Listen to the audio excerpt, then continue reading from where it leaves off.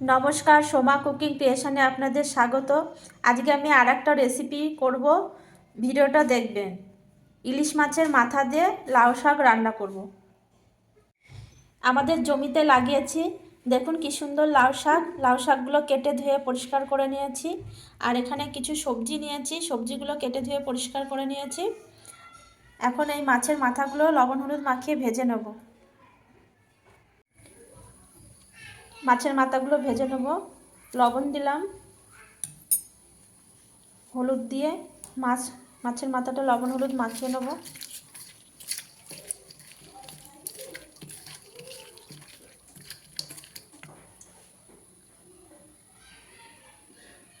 মাছের মাথাটা লবণ হলুদ মাখানো হয়ে গেছে, এবার ভেজে নেব। কড়াইতে সর্ষের তেল দিয়েছি, তেলটা গরম হয়ে গেছে, ইলিশ মাছের মাথাগুলো ভেজে নেব।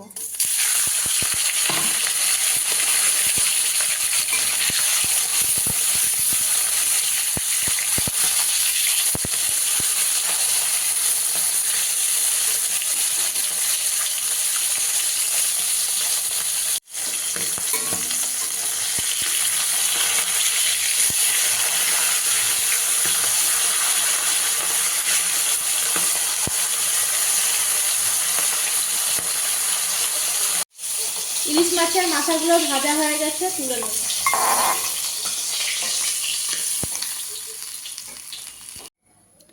মাছের মাথা ভাজায় তেলের মধ্যে আর একটু তেল দিয়ে দেবো।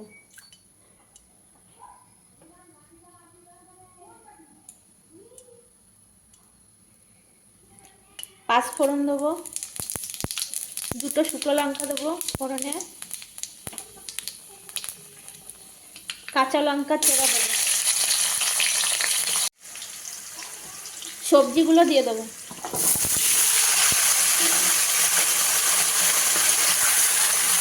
এবার এই সবজিগুলো একটু ভেজে নেব।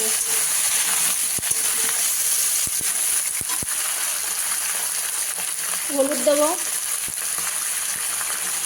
লবণ দেবো, নাড়াচাড়া করে এবার সবজিগুলোকে একটু ভালো করে ভেজে নেব।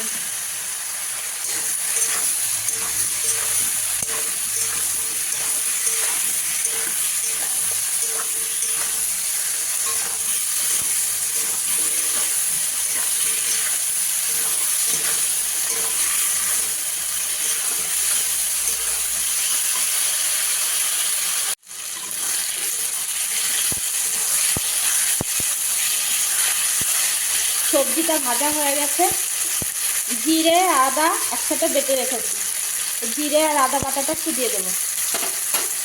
মশলার সাথে জিরে আদাটা ভেজে নেবো, কষিয়ে নেবো।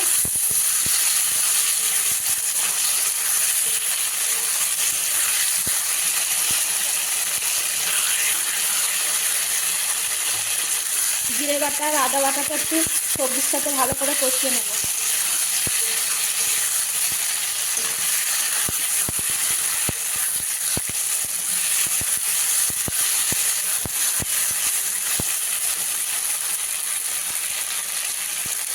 এবার এই কেটে ধুয়ে পরিষ্কার করে রাখা লাউ শাকগুলো দিয়ে দেবো।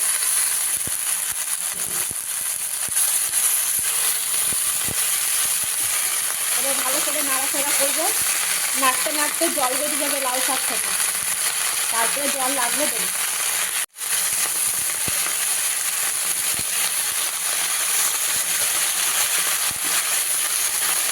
ভালো করে নাড়বো, সবজির সাথে লাউ শাকটা ভালো করে মিশিয়ে নেবে।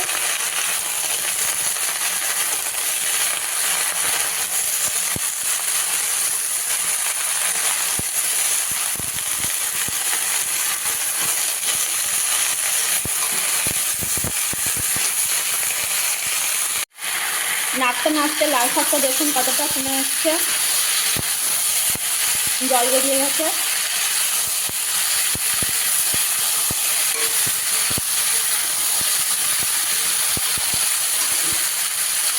অনেকটা নরমও হয়ে গেছে, এবার জল দিয়ে দেবো।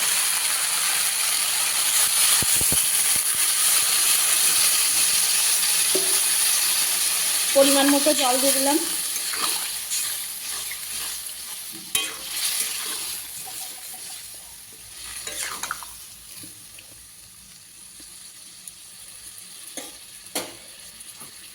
ভেজে রাখা ইলিশ মাছের মাথাগুলো দিয়ে দেবো।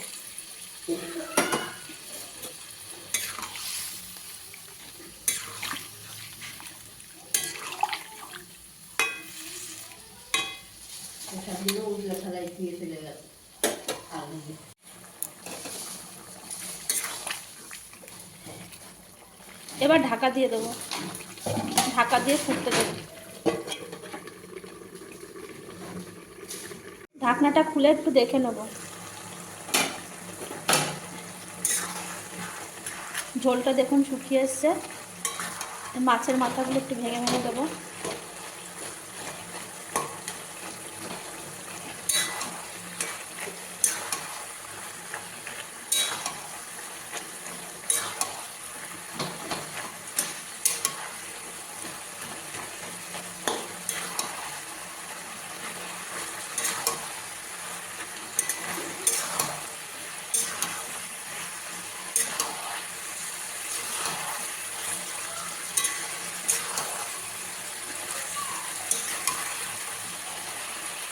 সবজিগুলো সব গলে গেছে দেখুন, এরকম।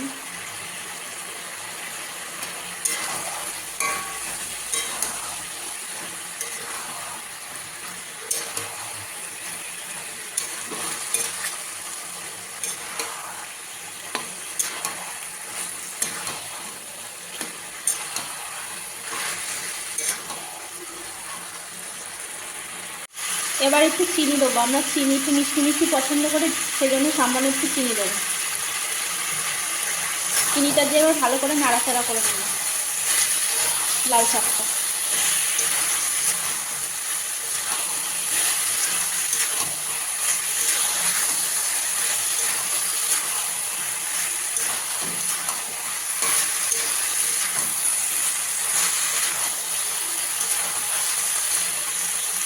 লাল শাকটা আমার রান্না করা হয়ে গেছে, এবার নামিয়ে নেব।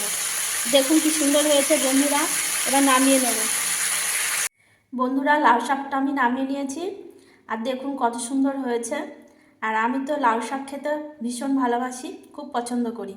আমার মতো কে কে বন্ধুরা পছন্দ করো, কমেন্ট করে জানাবে। ভালো লাগলে পাশে থাকবে।